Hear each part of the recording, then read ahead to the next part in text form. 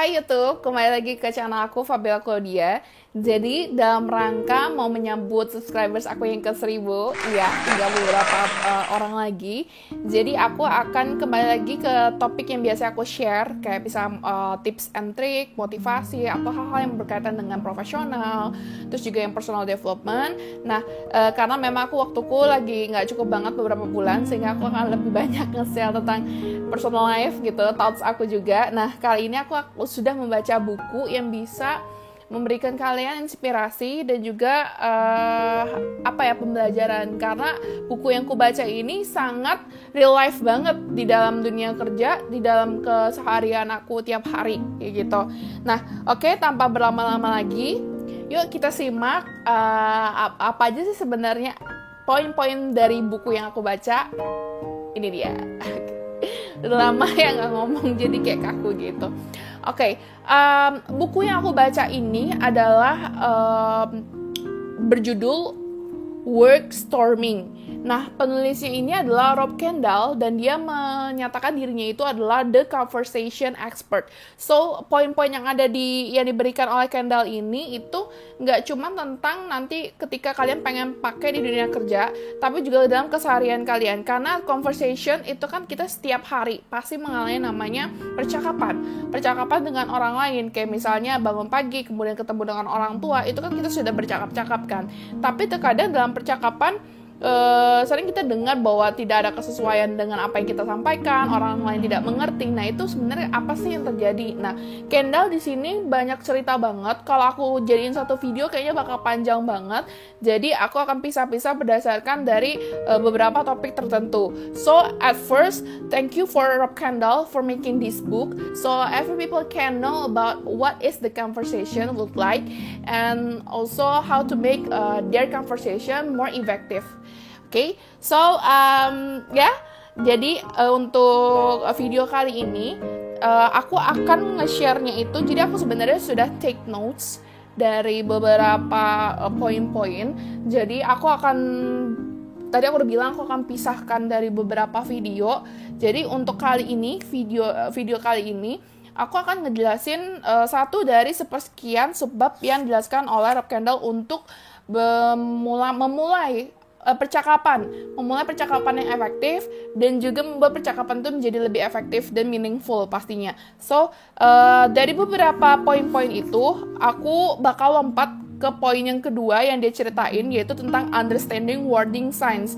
Ya, sebenarnya yang paling pertama itu tentang dia ngebahas bahwa conversation itu atau kita bercakap-cakap dengan orang, kadang kita tuh nggak ngerti percakapan itu kayak gimana. Ngomong tuh sering mungkin di dalam otak kita tuh suka lompat-lompat. Kayak misalnya aku ngomong kayak gini, aku nggak pakai skrip, biasanya aku langsung lompat-lompat. Kalau kalian sering aware dengan apa yang aku ngomongin, jadi hal yang pertama harus dilakukan adalah notice, yaitu memperhatikan kira-kira apa sih sebenarnya poin dari percakapan. Nah, itu sebenarnya ada breakdown-nya sendiri. Jadi kalau misalnya kalian ada kesempatan, bisa beli bukunya dan juga baca untuk yang paling pertama.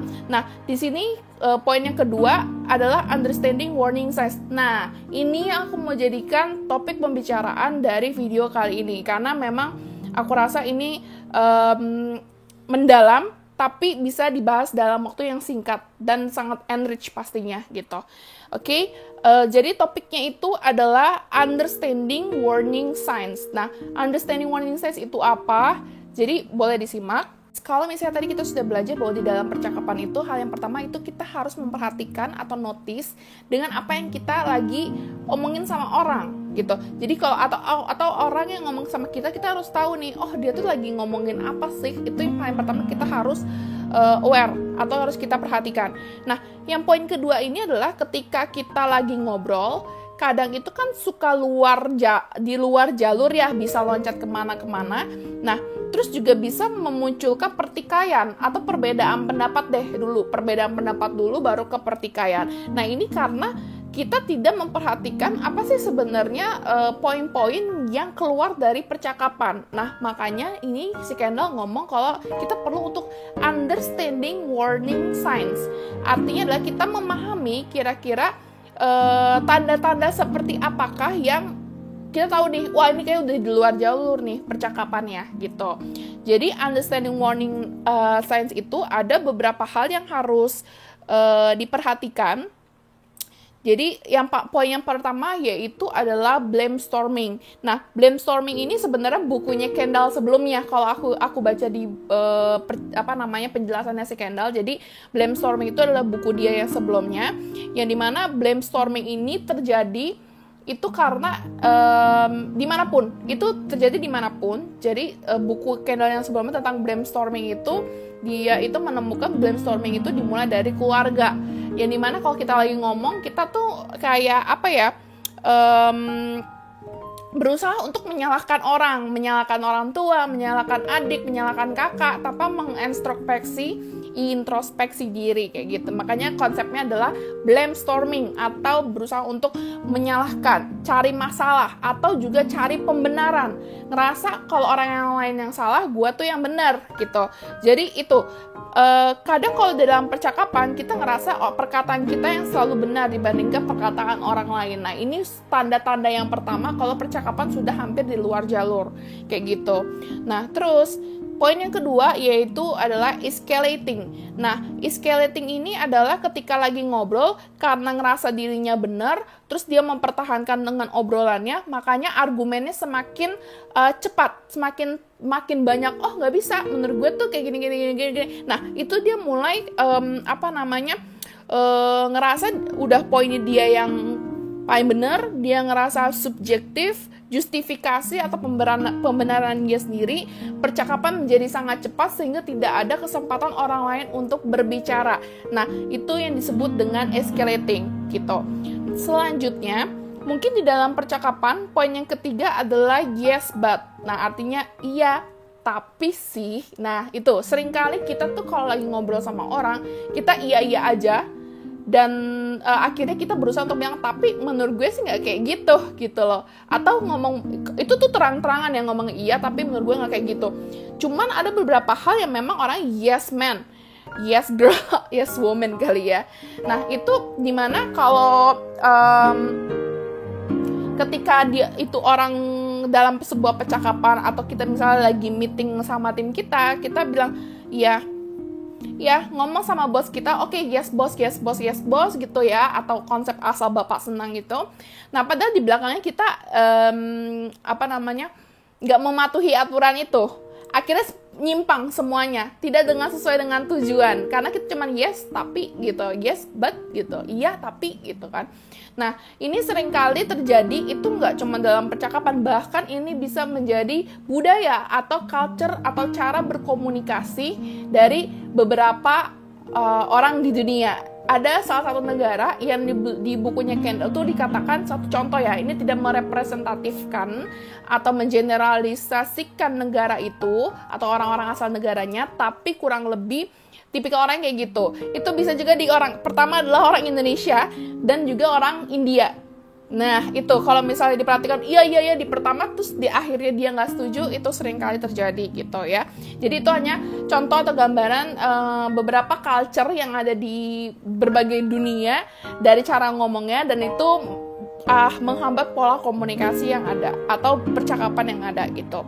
Oke, terus tadi kan aku udah bilang tentang blame storming, terus juga escalating. Nah, semakin cepat pembenaran diri dari orang kita lagi ngobrol, kita ngerasa pintar, terus semakin cepat kita ngomong. Kemudian kita menjadi mendominasi percakapan. Ini seringkali orang yang ngerasa pengen memenangkan percakapan, pengen lebih hebat dalam percakapan itu, dan pasti pengen ada strategi atau taktik-taktik yang kotor ibaratnya supaya memenangkan itu. Nah, percakapan menjadi sangat kompetitif. Jadi kalau misalnya tadi ada orang yang berusaha, dia ngerasa dia benar, dia subjektif banget, terus ngomongnya cepet, terus kalau misalnya dia ketemu sama orang yang juga kayak gitu, akhirnya jadi kompetisi. Dan juga di satu sisi mungkin orang ini tidak mau berkompetisi, tapi kita jadi kayak pengen kompetisi. Atau kondisi yang kedua adalah sama-sama kita berupaya untuk saling membenarkan diri dan jadi berkompetisi. Nah, itu yang disebut dengan dominatrix atau trik-trik untuk terlihat lebih dominan. Akhirnya tidak ada percakapan yang poin yang kita sebenarnya mau sampaikan atau kita mau diskusi gitu. Nah, terus selanjutnya, karena semua menyalahkan atau kita ngerasa diri kita benar, percakapan jadi sangat kencang, sangat cepat gitu. Terus ada yang sangat dominan. Nah, akhirnya semua pesan yang ingin disampaikan itu menjadi tercampur.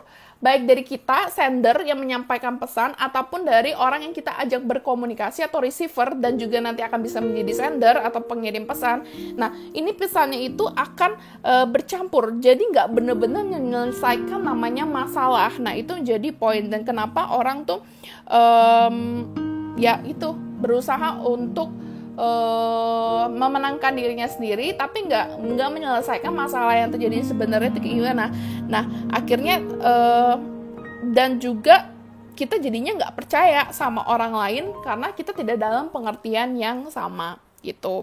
Nah, kalau misalnya kalian ngerasa beberapa tanda-tanda ini muncul di dalam percakapan kalian, please langsung di stop saja atau exit strategi, kata Kendall. Jadi berusaha untuk kembali attention, tahan emosi, tahan pemikiran, dengarkan perspektif orang lain, dijamin apa yang kita lagi omongin itu jauh lebih fokus, karena kuncinya adalah fokus. Dan Kendall juga bilang kalau misalnya kita bercakap-cakap dengan orang lain, itu sebenarnya bukan untuk ibaratnya bukan pengen memenangkan suatu permainan atau ngerasa siapa yang benar, tapi kita bercakap untuk saling mengerti apa sih sebenarnya yang aku sebagai pengirim pesan dan dia sebagai penerima pesan, kita dalam masalah yang apa, kita dalam konteks masalah yang apa, supaya kita bisa clear, kita bisa mencari strategi-strategi yang lain. Jadi begitulah salah satu tips yang diberikan oleh Kendall mengenai understanding warning signs. So, ketemu lagi nanti di video berikutnya. Bye-bye.